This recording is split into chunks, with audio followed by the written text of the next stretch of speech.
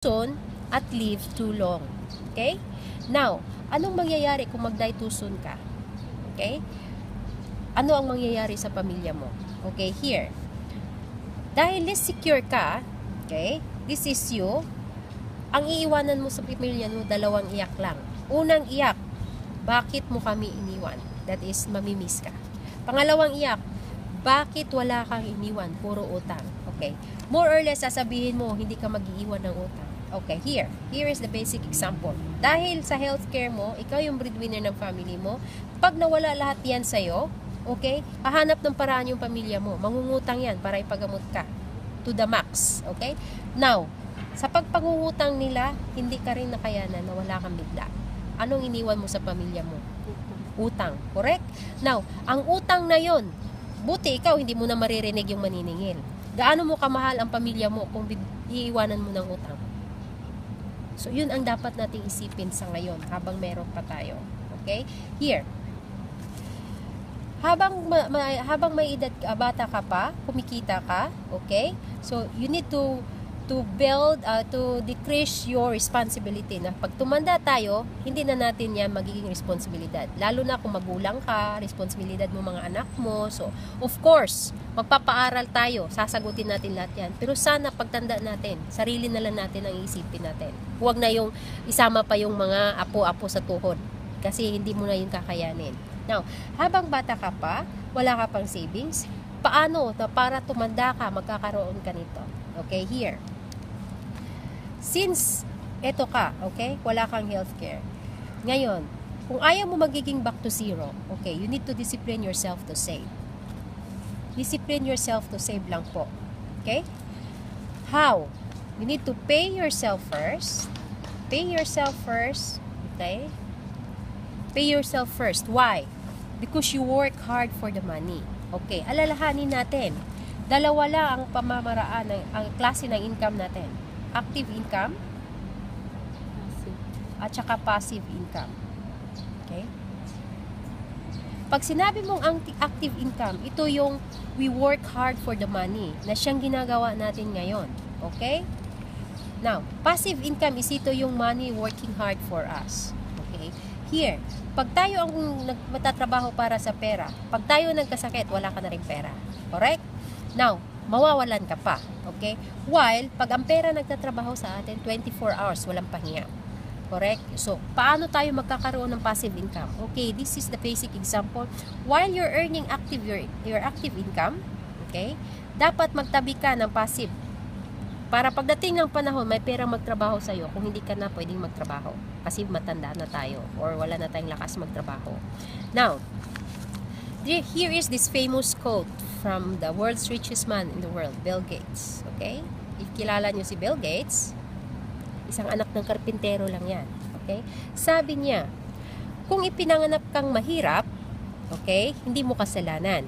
Pero pag namatay kang mahirap, kasalanan mo na. Why? Kasi during your productive years, you're earning active income. Pero saan mo dinala?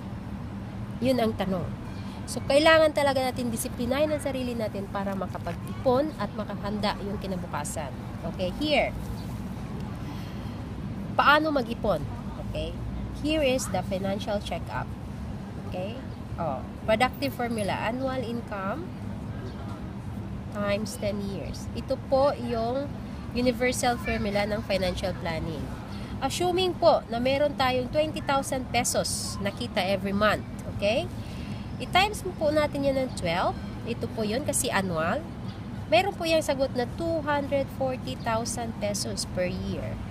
Now, ilang taon na tayo sa abroad? 6 years. Okay? So, in a year, nakikita at nahawakan mo na ba ito? Normally, walang nakakahawak nito, kundi resibo lang. Okay? Ang masakit pa, sa resibo, kunti lang ang sayo. Tapos ikaw yung talagang nagtatrabaho, pero wala ka man lang maitira sa'yo. Okay? Puro sa kanila. Now, i-times mo yan ng 10, which is 10 years. 10 years. Ayan. Okay? Meron po yung sagot na, kahit i-times nyo ngayon, or calculatein nyo ngayon, 2.4 million. Okay? Goal income. Ito po yung sinasabi nila na pag wala ka pa niyan, huwag ka munang tumigil ka sa trabaho. Kasi talagang babalik at babalik kang magtrabaho.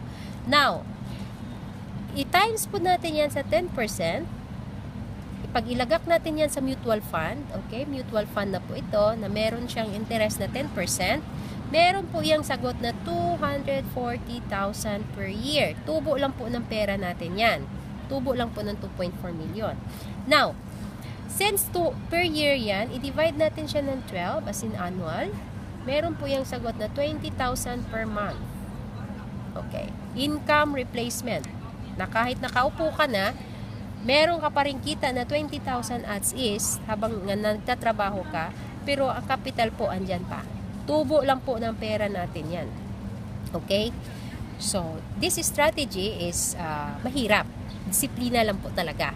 Okay? Kasi ito, hindi ka nagagastos. Wala kang kain-kain para buo yung kwentahin mo. No, actually, isa lang po ito sa example. Kasi assuming lang po yan na 20,000 yung sahod mo. Pero, kung nagsahod ka ng 20 or 30, tapos gawin mong budget na 15, kasi yung 15, i-set aside mo yon, ito yung magiging kalabasan ng passive income mo for the future. Okay, here. Okay? Hindi po natin kwentahin yung kita mo. Ang pag-uusapan natin ay yung paano ka gumagastos. Okay? Here. Example natin, ikaw. Okay? Since nasa abroad ka, unang makaltas ng sahod mo, remittance. Financial check-up po ito. Okay. Magkano ang monthly? Sa peso?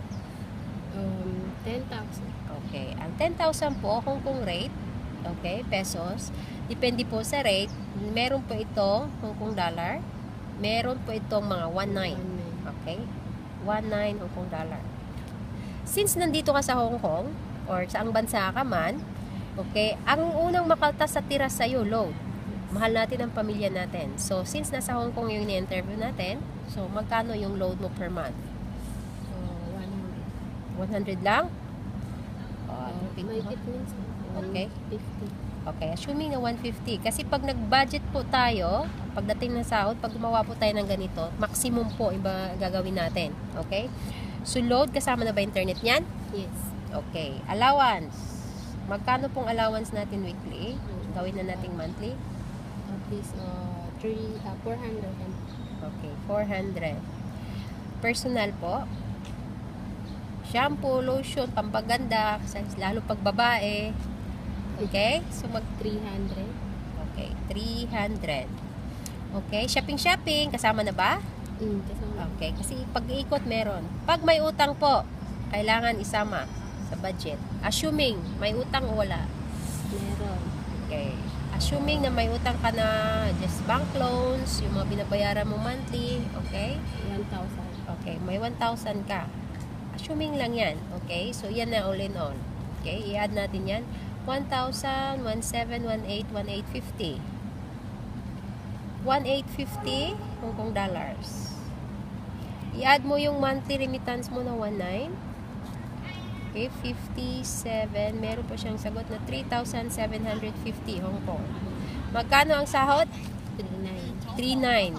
3920. Okay, minus the sahod, 3,920. So, meron po tayong remaining na 30,17,8. Oh, may gulay. Negative po, 830. Correct? Tama ba? 57, carry on. Oh, hindi. Ano pa? Dito, May tira pala. may May tira na nabaliktad tuloy. Okay, 39. Ito yung ano mo, total. Okay. Tapos 39 minus 3,750. Baliktad pala. Sorry po. 12,701. Okay. Meron tayong balance na 170. Ang 170, isang ikot mo lang yan. Kasi hindi tayo nalulugi sa budget. Nalulugi tayo sa pakunti-kunting bunot. Balay mo. Yung 170 na balance mo, yan lang. Pagtawagan ka ng emergency galing sa Pilipinas, ang balikan, ang 170 na remaining. Would you think kasya? Hindi. Oh, hindi. So, dapat mag-budget ka dito. Pag ito, kailangan mong tanggalin. Okay? So, ang allowance mo, kung pwedeng magtipid, tipid-tipid konti. So, dito, pag gumawa ka ng ganito, makikita mo kung saan ka pwedeng magkaltas sa mga expenses mo. para madagdagan yung savings mo. Now, saan natin madadalahin kung sakaling magkakaroon tayo ng savings? Okay, kalimitan ang sinasabi ng iba, pag ito nawala, so may 1,170 ka na. Now, saan mo dadalhin yan? Kalimitan, ang alam lang natin is bangko. Okay, dito pag-aaralan natin kung sinong pinapayaman natin, ang bangko ba or tayo. Okay, but bago yan, okay, dito muna tayo sa productive formula. Okay, saan ba galing ang blessings? Ang formula na ito ay hindi siya compulsory, voluntary lang. Okay? So, ito po yung 10-70, 10-20-70 law. Okay? Productive law. Here, ano po yung 10? As God's servants, okay, as Christians, alam natin yung tithes. Okay? Tithings, 10%. Kasi pag galing sa kanya yung blessings, dapat yung 10% ibabalik natin sa kanya for charity. Now, the next 20, 10% for yourself, that is pay yourself first, and then plus 10% na para pag tumanda ka na, meron ka pa rin ibabalik sa kanya. Okay? That is 20. Okay? This is 10, this is 20. Now, what is the 70? Okay, here. Out of your 100% nakita, 30 lang po ang ilalagay mo dito. Okay? Okay, this is how we build our wealth and decrease our responsibility.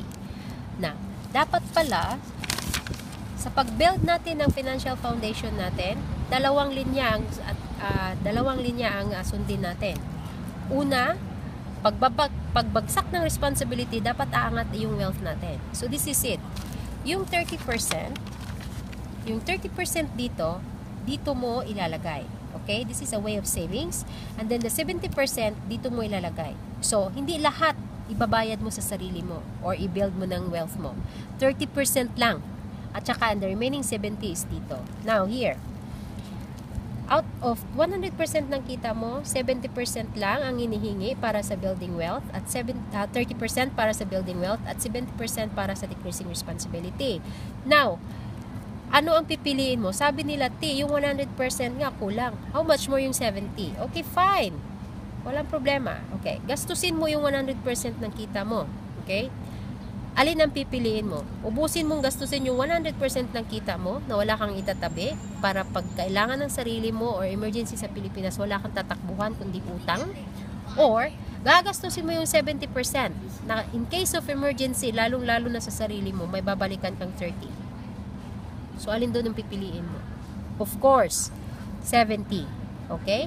So, magiging formula natin dyan is, pagdating ng income, okay, dapat meron tayong tithes, minus savings, equals expenses. So, bago tayo spend. So, ang ginagawa kasi natin kalimitan ngayon, pagdating ng income, spending. Okay? Spend bago mag-save. Ano pa nga ba ang i-save kung kulang? So, ito ang dapat nating pag-isipan. Here. The power of compound interest. Ang IMG po nag-provide sa atin ng kaalaman tungkol sa compounded interest. Hindi po tayo nangluloko kasi meron po tayong author, si Albert Einstein. Ito po yung the rule of 72, which is the universal law of transaction. Okay. Assuming we are 29 years old. Okay.